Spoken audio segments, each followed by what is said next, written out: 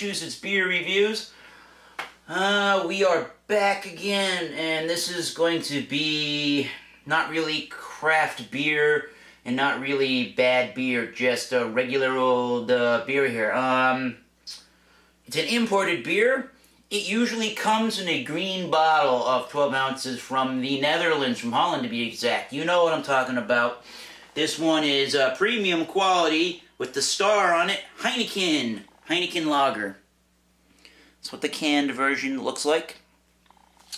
It says brewed with passion for quality, imported. 5% ABV Euro Pale Lager. Budweiser's 5%, so same alcohol by volume. I believe that Heineken was first brewed in January 11th. It was definitely in 1873. I think it was January 11th if I read correctly online. Now, important for this beer in America is I believe it was only first introduced into America after the Prohibition in 1933. So compared to a lot of other beers that you get in this country, like your Schlitz and your Pabst Blue Ribbon and Budweiser and Coors and even the Yuengling lagers, it's relatively not such an old beer, but everybody knows about it. I think in most countries around the world it is sold that alcohol is legal. So your Middle Eastern countries, not so much. They're the Heineken International Group. They own a portfolio over 170 different kinds of beer. Though some beer styles, there are other beer styles besides what they normally brew, which is this Euro Pale Lager kind of a style. They own, as of 2006, over 125 breweries in more than 70 countries, which employs approximately, they say, 57,557 people.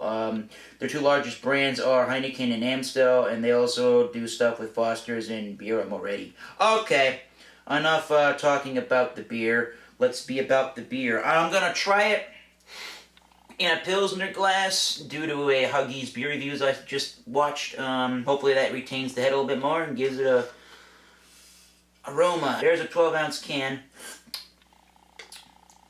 in our Pilsner glass.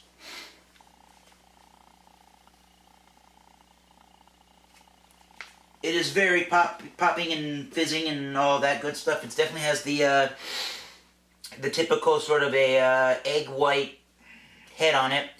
I can see it's fizzing. Very, it's a heavy fizz and it's definitely dying down. Clear, golden. I wouldn't say it's straw color. It's definitely pale and golden. That kind of a lager color. That's what I'll say about that. The smell on a Heineken is definitely the smell of a Euro Pale Lager. It has your malts. It has your nice biscuity, bready kind of a malt. It's definitely biscuity. Just like on that review that I did of the Birra Moretti, or not the Birra Moretti, the Peroni Nastro Azzurro. It is exactly like that smell. It's got the grains. You can tell it's got grains. There's a slight hop spice in the background. There's a sweetness, but primarily you get this bready, biscuity malt. Without further ado, let's try the Heineken from the can. Cheers, guys. Definitely between the hops being of that spicy type with that big grainy malt taste. That malt taste which is of the biscuity variety. It's definitely got the biscuity malts. And an underlying sweetness that isn't bad. I mean, it's bordering almost too much, but it is just the right amount, I think. It's sweeter than a lot of lagers you're going to get in America, I would have to think, that are not of the malt liquor or the high gravity nature. Head's gone. The body of the beer, the mouthfeel, extremely crisp, very refreshing. Clean, medium, mild to medium on the mild side. It sits in the mouth heavier than, say, Budweiser or Pabst Blue Ribbon. The finish, sweet, and a tiny bit of malt before it extremely dries. It's not as dry as the pumpkin dogfish that I had the other day, last weekend, but it is very dry, just like a lager will be, and that keeps the drinkability and the beer thirst quenching. So, Heineken. When it comes to flavor, I would definitely say buy the Heineken. The Heineken's probably $16, $18 for a 12-pack, which doesn't really make it an extraordinary value. But that's what you get when you get these imported beers. You get that stigma, and with that stigma, you get that tag, that price tag on it, just because it's an imported beer. And it's, in our country, in America, it is definitely of the premium, it's in the premium beer category.